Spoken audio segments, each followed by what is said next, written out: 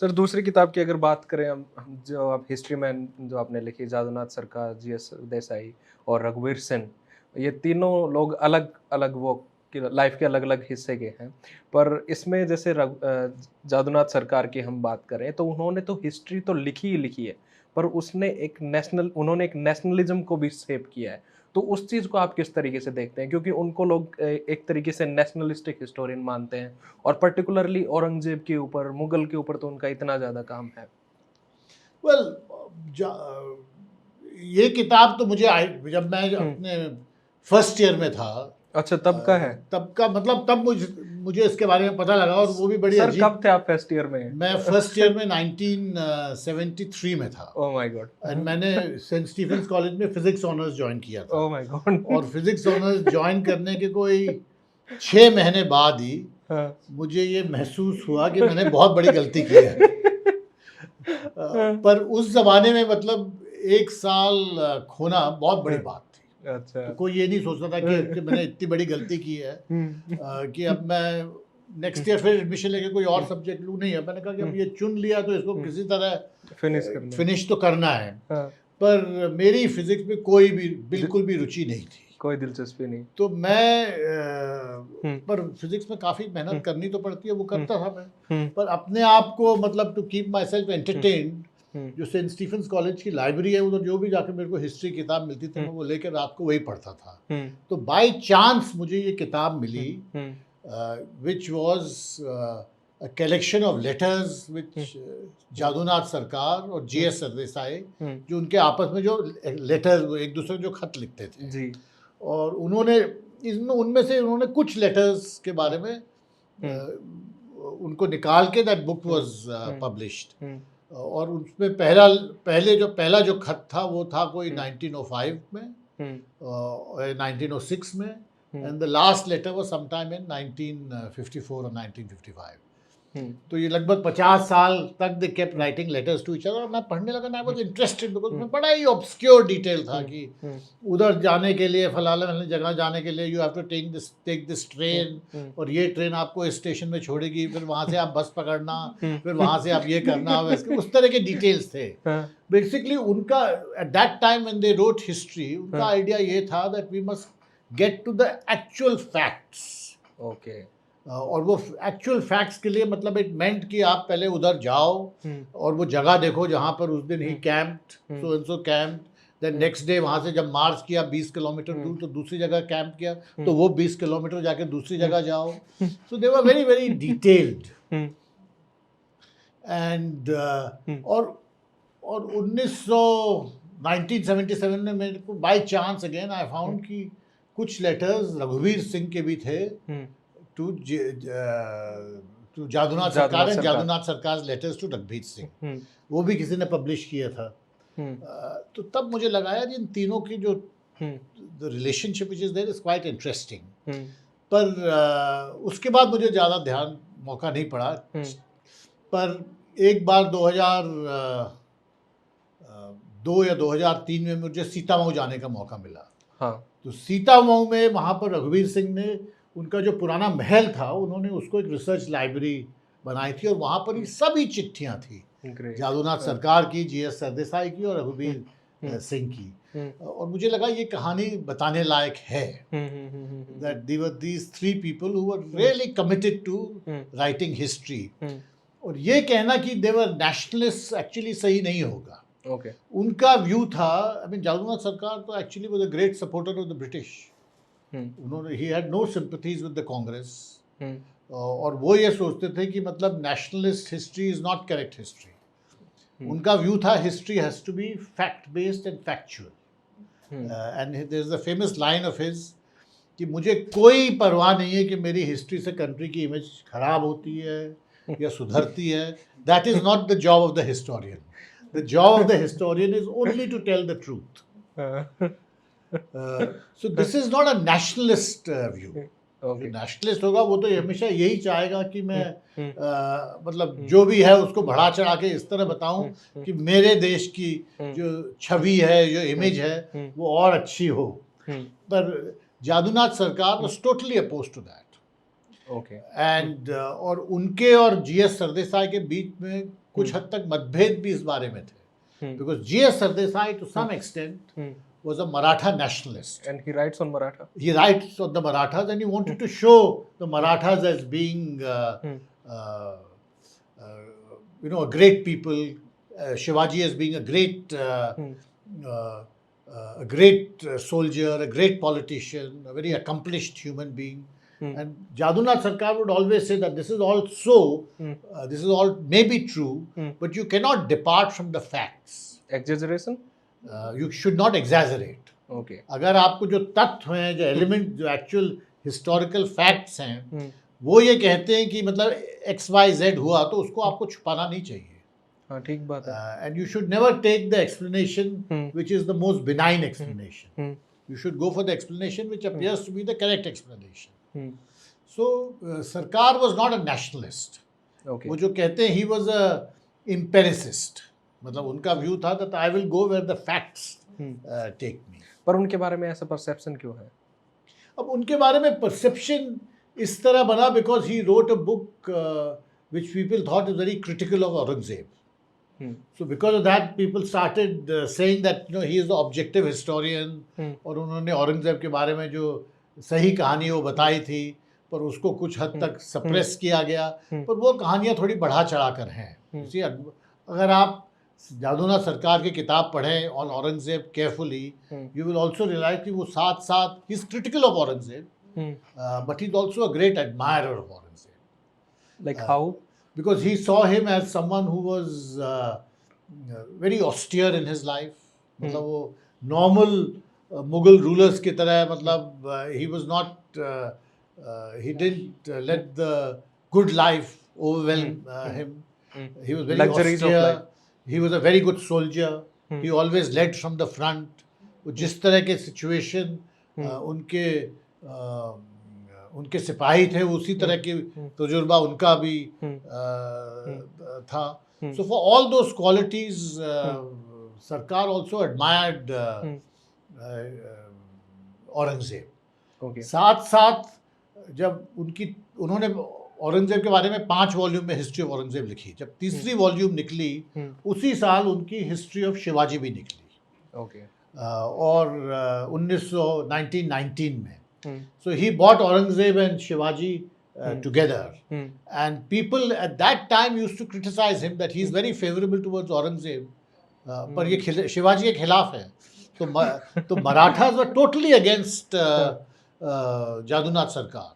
Okay. They saw him as being completely critical of Shivaji.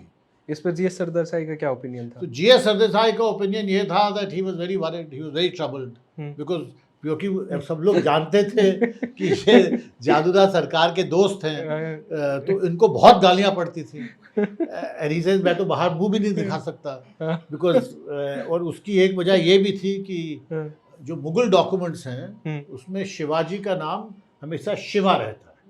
अच्छा. They don't say Shivaji, वो कहते हैं Shiva. Okay. Jadunath सरकार also in his books would refer to Shivaji as Shiva. तो GS Sardesai उनसे कहते थे और कुछ नहीं तो उनको शिवाजी ही कहते. जी तो लगा लो at least. So but Jadunath Sarkar's point was that because you are from Maharashtra, you have to be even more careful. You cannot let your nationalist view or the nationalist view influence your history writing. Okay, that's the thing. तो sir इसमें अगर जैसे आपने ideology की बात करी, क्या कभी ऐसा होता है कि हिस्ट्री आइडियोलॉजी फ्री होती है? नहीं, हिस्ट्री आइडियोलॉजी फ्री हो ही नहीं सकती, because history depends on the point of view of the historian. जैसे कुछ किसी के बारे में अगर हम लिखने की कोशिश करें तो मतलब उसमें हजारों फैक्ट्स होते हैं. अब उनको कुछ फैक्ट को आप चूज करके प्रोमिनेंस दोगे, that depends on the historian. तो जो हिस्ट्री या जो इतिहास मैं लिखूंगा और जो इतिहास आप लिखेंगे, उन दोनों में हमेशा फर्क रहेगा. और उस फर्क का रीजन ये है कि आपका पर्सपेक्टिव और मेरा पर्सपेक्टिव बिल्कुल अलग हो सकता है. But main thing is कि the facts we have to be clear about.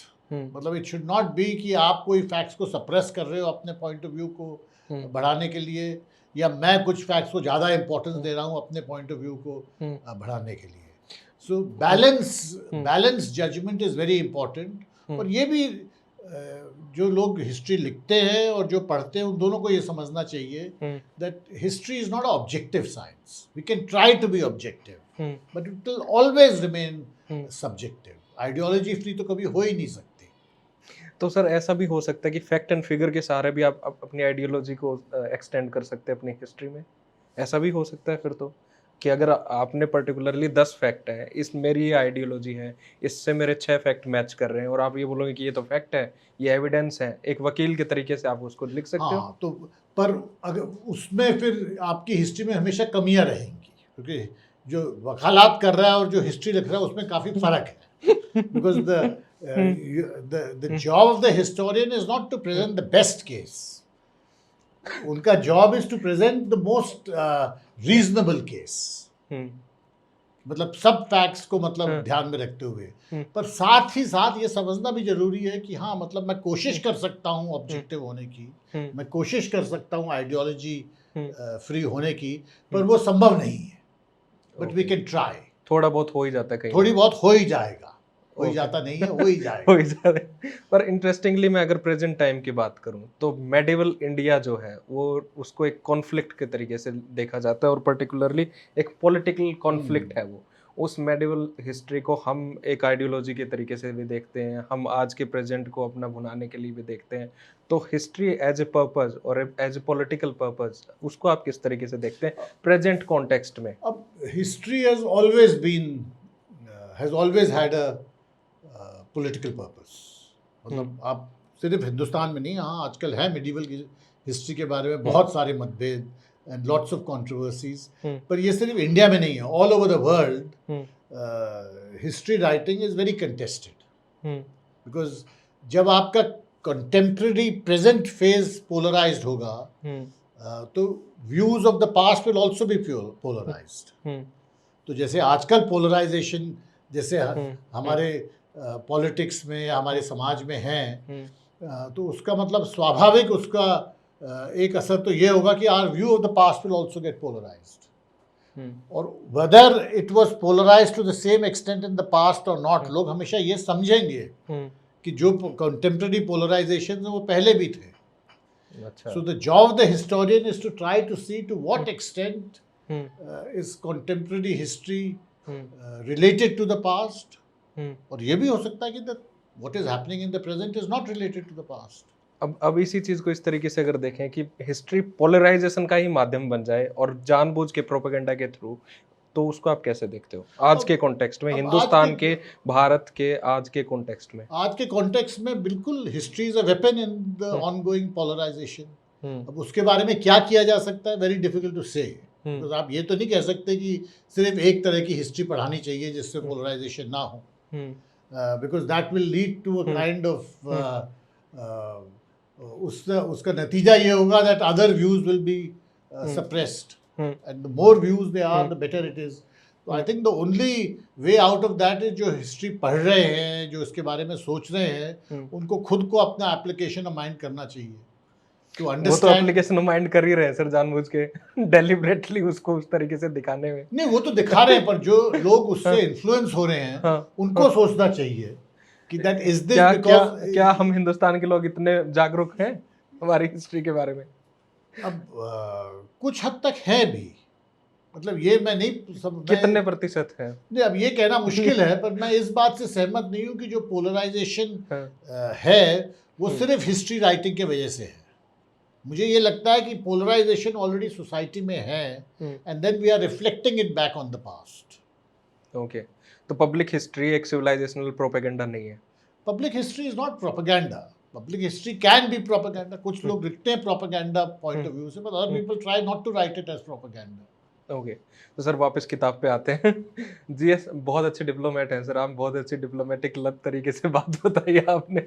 जैसे जीएस सरदेसाई का काम है और मुगल मराठा डिबेट पे भी उनका काम है, तो उसको आप किस तरीके से देखते हैं? पर्टिकुलरली जादूनाथ सरकार ने भी जैसे मुगल्स के बारे में लिखा, फिर मराठा के बारे में लिखा, तो इसमें आप जीएस सरदेसाई को आप किस तरीके से जीएस सरदेसाई वाज, जैसे मैंने आपसे कहा कि he was from Maharashtra himself, और उन्हें हमेशा ये लगता था that the Marathas were the great gift to Hindus in India, क्योंकि उन्होंने मुगल साम्राज्य को पीछे धकेला। That was his view. और अब वो किस हद तक सही था, that depends on your point of view, because ये हमेशा जादूनाथ सरकार और जीएस सरदेसाई के बीच में डिफरेंस ऑफ पर्सपेक्टिव था। बिकॉज जादूनाथ सरकार का कहना ये था कि शिवाजी या कोई भी मराठा वो ये नहीं वो जो कर रहे थे वो हिंदू धर्म को बचाने के लिए नहीं कर रहे थे। वो भी शायद एक मोटिव रहा होगा, but the main motive was to create their own space. It was to create their own political and economic space. तो ये कहना कि Shivaji was acted in the way he did out of a Hindu or a Hindutva sentiment is wrong, and this was a point of difference between Shivaji, G S Sardesai and Sarkar. Okay तो sir, अगर रघुवीर सिंह की हम बात करें तो पर्टिकुलरली एक किताब के थ्रू जो हिस्ट्री ऑफ जयपुर जो है, जो लिखी सरकार ने थी, और फिर उसको मैन्युस्क्रिप्ट्स दी गई जयपुर फैमिली को, और उन्होंने फिर छापने से इनकार कर दिया काफी साल, गायत्री और फिर कोई 30-40 साल बाद रघुवीर सिंह ने बहुत कोशिश करके उसको छपवाई, और उनका कहना ये था कि मतलब उसमें जो भी लिखा है वो सरकार का, दैट वाज हिज व्यू, और उसको दबाना नहीं चाहिए। एंड बिकॉज जादूनाथ सरकार ने उसमें लिखा that he wrote about how Amber की जो फैमिली थी, how their relation with the Mughals grew, how they were marriages with between Mughal, between Akbar and many Rajput families, और वो दैट इज ऑल फैक्ट। और उसको नज़रअंदाज करना सही नहीं था। सिमिलरली वो अभी भी बहुत बड़ा डिबेट का पॉइंट है कि हल्दी घाटी में क्या हुआ, उसमें डिबेट क्या है सर, मेरे को आप ये बताइए। वो तो फैक्ट एंड फिगर पे बेस है। हल्दी घाटी में क्या हुआ ये तो सबको पता है। मान सिंह गए मारा और उनको हराया राणा को, और वो simple as that. People say that that's not so, but that's not history. अब this is what I'm saying.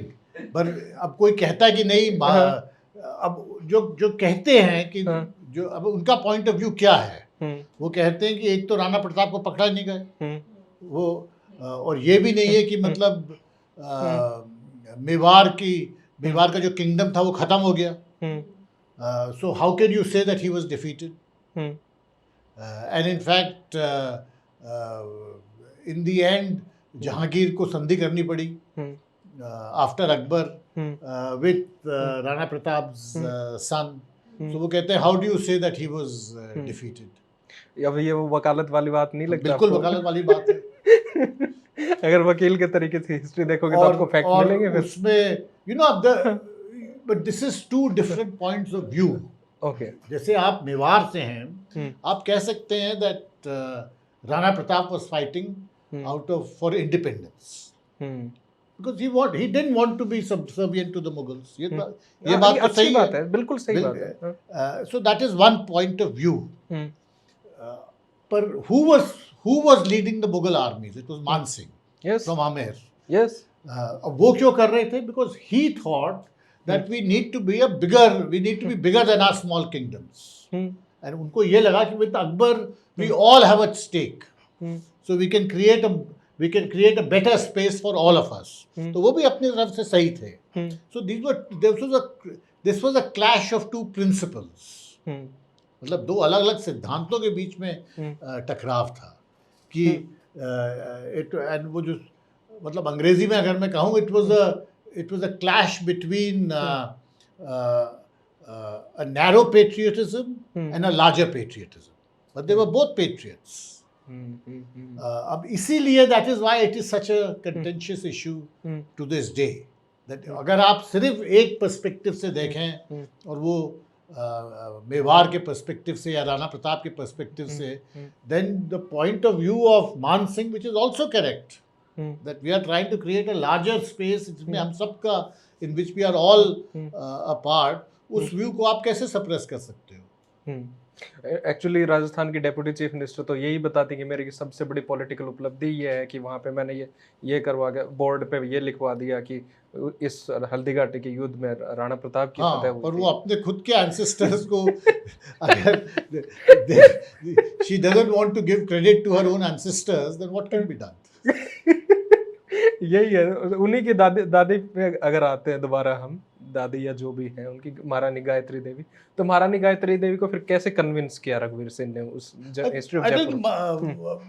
उन्होंने, रघुवीर सिंह ने एक तो मतलब खुद की सोच भी, उनके पीपल आल्सो फेल्ट कि मतलब उन्होंने किताब लिखी है, why should it not be published, और ये पुराने चक्रों में हम कब तक पड़े रहेंगे कि मतलब कुछ चीज़ों को छुपाना चाहिए। That is why Maharani Gayatri Devi gave permission. Okay. और रघुवीर सिंह ने उसको छापा विदाउट एनी चेंजेस एंड कहा that this was Jadunath Sarkar's view. Okay. अब कोई जरूरी नहीं कि आप उस व्यू से हर बात में you agree, but it should be there in the public domain. Foreword भी लिखा ना शायद फिर महारानी गायत्री ने? महारानी ने ये लिखा, yes, that this was not published for various reasons, but now I'm happy it's coming out in the public domain. Okay sir, अगली किताब पे आते हैं, सर्कल्स ऑफ फ्रीडम। वैसे मैंने सर किताब पढ़ रहा था, मैं सोच रहा था एक बड़ी समझदारी वाली बात आपने करी कि आपने 15 मुगल, बाबर से लेकर और आज के हिंदुस्तान तक की सारी कहानी लिख दी अलग अलग तरीके से। चाहे बैरम खां के थ्रू आपने मुगल दिखा दिया, वो सरदेसाई के थ्रू आपने मराठा पीरियड और ये दिखाया, और सर्कल्स ऑफ फ्रीडम के थ्रू आपने इंडियन नेशनल मूवमेंट दिखा दिया, और फिर नेक्स्ट डोर के थ्रू आपने पूरा यहाँ तक पहुंच गए। तो ये एक दिमाग में था आपका या ऐसे ही हुआ फिर? नहीं यू सी, जो मेरी अटेंडेंट लॉर्ड्स और हिस्ट्री मैन, इन दोनों, ये तो मेरे पुराने इंटरेस्ट थे। जैसे मैंने आपको बताया, जब मैं कॉलेज में रखा था मुझे इनके बारे में पता था, और मेरा हमेशा ये इरादा था कि जब मुझे मौका मिलेगा मैं कोशिश करूंगा कि इन दो किताबों, ऐसी दो किताबें लिखूं। जो मेरी जो दूसरी किताब थी, the people next door, Pakistan और हिंदुस्तान के जो रिश्ते हैं उसके बारे में, वो जब मैं रिटायर होके दिल्ली में रह रहा था, तब मुझे हापर कॉलिंस के सीईओ ने कहा कि आप इंडिया पाकिस्तान रिलेशन पर एक किताब क्यों नहीं लिखते। तो ये मेरा खुद का आइडिया नहीं था, किसी ने मुझे कहा। एंड सर्कल्स ऑफ फ्रीडम के बारे में मैंने सोचा भी नहीं था, पर जगरनॉट जिन्होंने पब्लिश की थी, उन्होंने मेरे को कहा कि आप 75th एनिवर्सरी पे कुछ फ्रीडम स्ट्रगल के बारे में लिखिए। अच्छा। और तब मैं सोचने लगा कि इसके बारे में मैं क्या लिखूं, जो कोई नई चीज़ क्या लिख सकता हूँ, क्योंकि इतनी सारी किताबें ऑलरेडी हैं। और तब मुझे ध्यान आया कि क्यों ना मैं आसिफ अली और अरुणा आसिफ अली के बारे में लिखूं। हालांकि उनके बारे में ज़्यादा जानता नहीं था तब, पर मैंने सोचा कि इसी तरह इनके बारे में पता भी लगा सकूं। तो ये किताब अधिकतर आसिफ अली और अरुणा आसिफ अली के बारे में, पर साथ साथ सरोजनी नायडू के बारे में भी है, और उनके और भी जो दोस्त थे, सैयद महमूद और सैयद हुसैन, उनके बारे में।